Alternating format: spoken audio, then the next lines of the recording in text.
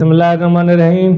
आज 13 जनवरी है। Election commission of Pakistan की तरफ से दिए गए आखिरी तारीख जिसमें कोई भी अपना अपील कर सकता था अगर उसको कोई पार्टी को कोई खदशा वगैरह था। तो इसके बाद इलेक्शन कमीशन ऑफ पाकिस्तान पार्टियों को उनके सिंबल अलाट करेगा और बताएगा ये पार्टियां हिस्सा ले सकती हैं इलेक्शन में।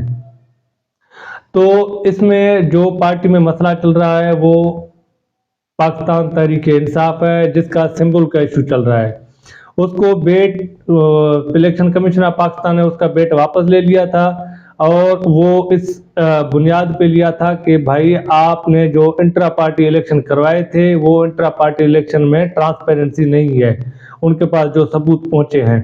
तो उसके बुनियाद पे उन्होंने पाकिस्तान तहरीक इंसाफ से उनका सिंबल बेट छीन लिया। इसके बाद पाकिस्तान तहरीक इंसाफ ने वही कोर्ट में जाके पेशावर हाई कोर्ट से रुजू किया, उन्होंने इनको वापस बेट दे दिया। फिर इलेक्शन कमीशन ऑफ पाकिस्तान ने आज 13 जनवरी को उनकी केस चल रही है, उन्होंने ये कल असल में ये किया था कि इसके खिलाफ पिटीशन दायर किया था कि भाई हमारे केस को सुने और ये मसला है।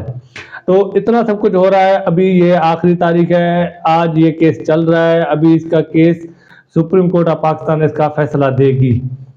तो ये है अभी मसला क्या है। मसला अभी पाकिस्तान तहरीक इंसाफ के लिए अगर उनको बेट का सिंबल नहीं मिलता तो फिर क्या मसला हो सकता है।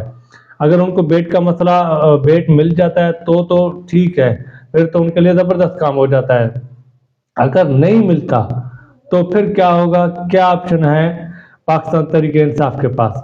तो इसको मैं आपके सामने रखता हूं इन आसान अल्फाज में।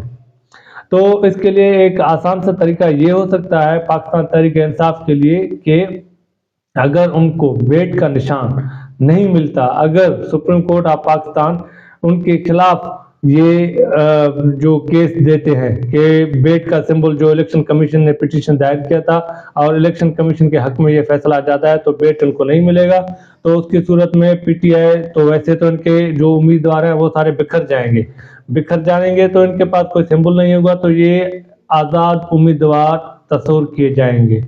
जब ये इनके कैंडिडेट आज़ाद उम्मीदवार होंगे तो ये इनके होंगे नहीं। तो जब इलेक्शन होंगे, इलेक्शन के बाद ये जो कैंडिडेट आज़ाद होंगे इनके लिए लाजम सी बात है कि ये किसी पार्टी को ज्वाइन करें। अगर ये किसी पार्टी को ज्वाइन नहीं करते तो इनके जो कैंडिडेट है उसको फिर से ख़त्म किया जाएगा, उनकी जगह या फिर वो इलेक्शन लड़ेंगे या उनकी जगह कोई और लड़ेगा। मतलब ये कि उनको लाजम सी बात है कि कोई ना कोई पार्टी ज्वाइन करनी पड़ेगी।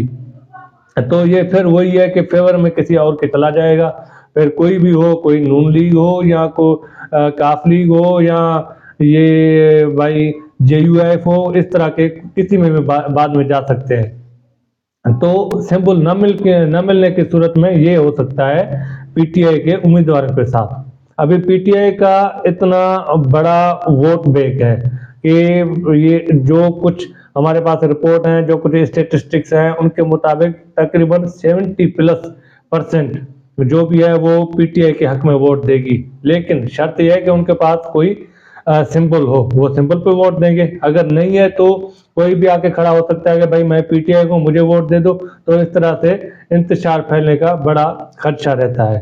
तो पीटीआई के पास और क्या ऑप्शन बचते हैं। पीटीआई के पास ऑप्शन ये बचते हैं कि उनको फिर से ये सिंबल नहीं तो कोई और सिंबल, वो किसी और पार्टी के साथ अलायंस कर लेंगे बाद में जिसका उनके पास सिंबल आ जाए, फिर वो अपने कैंडिडेट को उसी में मर्ज कर लेंगे। ये एक तरीका हो सकता है पीटीआई के पास। इसके अलावा जाहिर कोई और तरीका नहीं है।